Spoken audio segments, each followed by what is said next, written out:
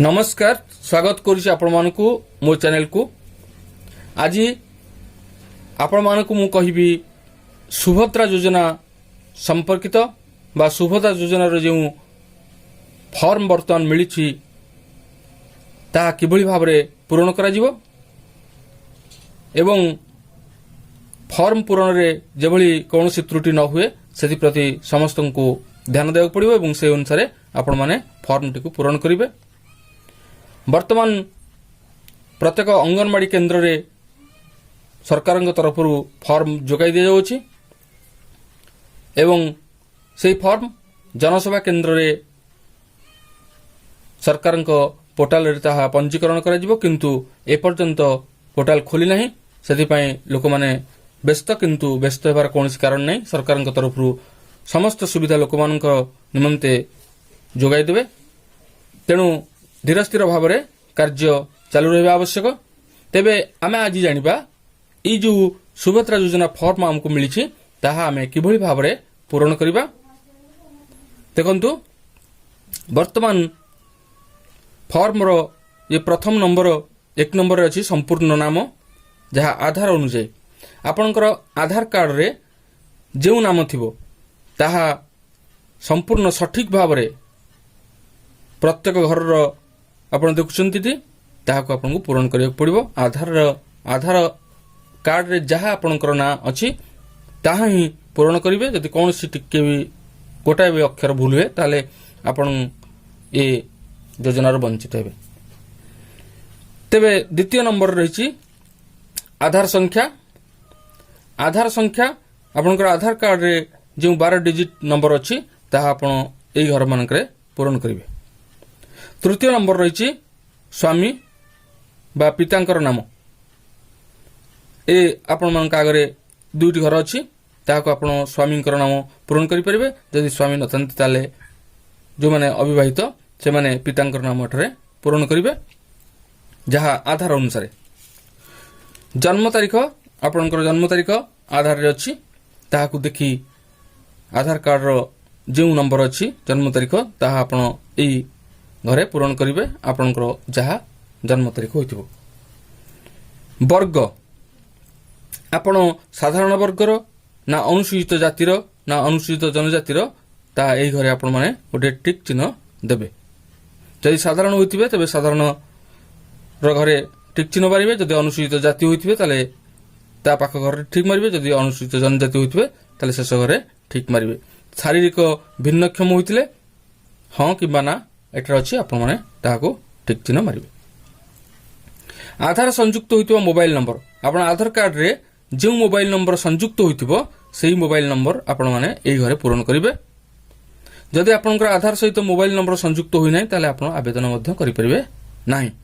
एवं विकल्प mobile number मध्य आपण आ गोटे विकल्प नंबर एठी तळे आ गोटे मोबाइल नंबर मध्य देई परिबे।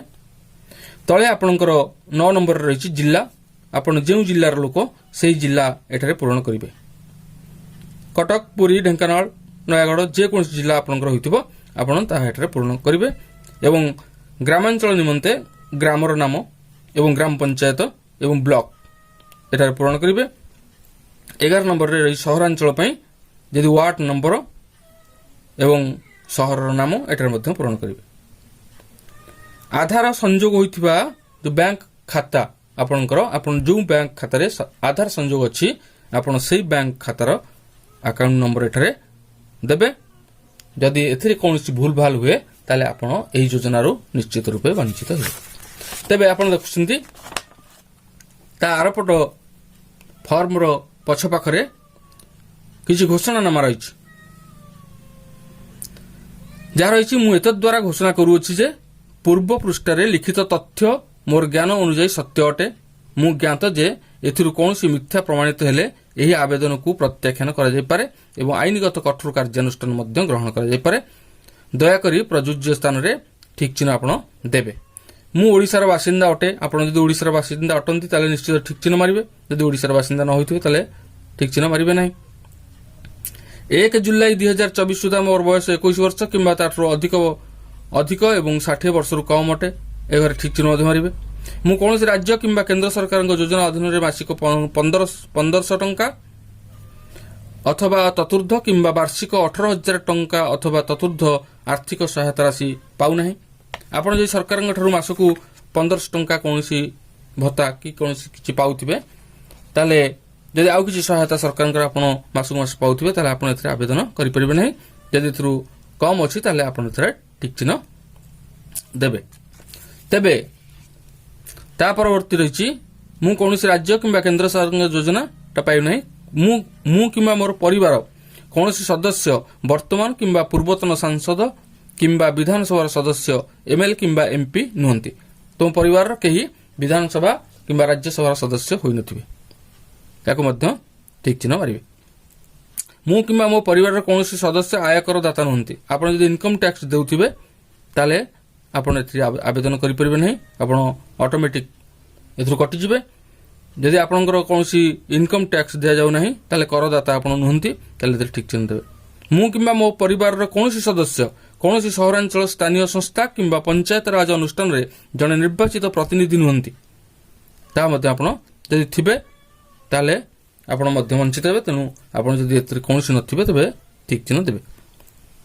ମୁଁ କିମ୍ବା ମୋ ପରିବାରର କୌଣସି ସଦସ୍ୟ ଭାରତ ସରକାର କିମ୍ବା ରାଜ୍ୟ ସରକାରଙ୍କ କୌଣସି ଅଣ୍ଡରଟେକିଂ ଅଥବା ବୋର୍ଡ ଅଥବା ସ୍ଥାନୀୟ ସଂସ୍ଥା ଅଥବା ବିଭାଗରେ ନିୟମିତ କିମ୍ବା ସ୍ଥାୟୀ କିମ୍ବା ଚୁକ୍ତିଭିତ୍ତିକ କର୍ମଚାରୀ ଭାବେ ନିଯୁକ୍ତି ନୁହନ୍ତି ଅଥବା ଅବସର ପରେ ପେନସନ ପାଉନାହାନ୍ତି। ତାକୁ ମଧ୍ୟ ଆପଣ ଠିକ୍ ଚିହ୍ନ ଦେବେ। ମୁଁ କିମ୍ବା ମୋ ପରିବାରର କୌଣସି ସଦସ୍ୟ ଭାରତ ସରକାରଙ୍କ କୌଣସି ସରକାରୀ ବିଭାଗ ଅଥବା ଉଦ୍ୟୋଗ ଅଥବା ବୋର୍ଡ ଅଥବା ସଂଗଠନ ଅଥବା ରାଜ୍ୟ ସରକାରଙ୍କର ଜଣେ ନିର୍ବାଚିତ ବା ମନୋନୀତ ବା ନିଯୁକ୍ତ ପ୍ରତିନିଧି ନୁହନ୍ତି। ଏହାକୁ ମଧ୍ୟ ଠିକ୍ ଚିହ୍ନ ଦେବେ।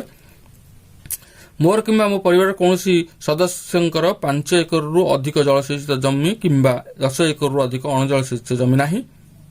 ଯଦି ଆପଣଙ୍କର ନାହିଁ ତାହେଲେ ଆପଣ ନିଶ୍ଚିତ ଠିକ୍ ଚିହ୍ନ ଦେବେ। ମୋର କିମ୍ବା ମୋ ପରିବାରର କୌଣସି ସଦସ୍ୟ 4 ଚକିଆ ମୋଟର ଯାନ ନାହିଁ। ଟ୍ରାକ୍ଟର, ମିନି ଟ୍ରକ୍ ଏବଂ ଛୋଟ ବାଣିଜ୍ୟିକ ଯାନ ଏବଂ ଅନ୍ୟ ସମାନ ହାଲୁକା ମାଲବାହୀ ଯାନ ବ୍ୟତୀତ ଯଦି ଆପଣଙ୍କର 4 ଚକିଆ ଯାନ ନାହିଁ ତାହେଲେ ଆପଣ ଠିକ୍ ଚିହ୍ନ ଦେବେ। ମୋ ପରିବାରର ବାର୍ଷିକ ଆୟ 2,50,000 ଟଙ୍କାରୁ କମ୍ ଅଟେ। ଯଦି ଏହାଠାରୁ ଆପଣଙ୍କର ଅଧିକ ହୋଇଥିବ ତାହେଲେ ଆପଣ ଆବେଦନ କରିପାରିବେ ନାହିଁ। ଯଦି କମ୍ ହୋଇଥିବ ତାହେଲେ ନିଶ୍ଚିତ ରୂପେ ଏଥିରେ ଠିକ୍ ଚିହ୍ନ ଦେବେ।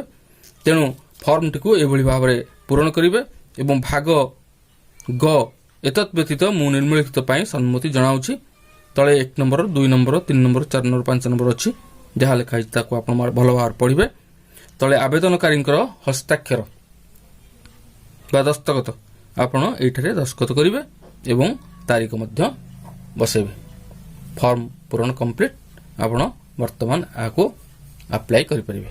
ତେବେ ଏ ଥିଲା ସୁଭଦ୍ରା ଯୋଜନା ଫର୍ମ ପୂରଣ ସମ୍ପର୍କିତ ସୂଚନା। ଆଜି ପାଇଁ ଏତିକି। ପୁଣି ଦେଖା ହେବା ଆଗାମୀ ଭିଡ଼ିଓରେ ଆଉ ଗୋଟିଏ ଭଲ ଖବର ନେଇ। ରହୁଛି। ଧନ୍ୟବାଦ। ନମସ୍କାର।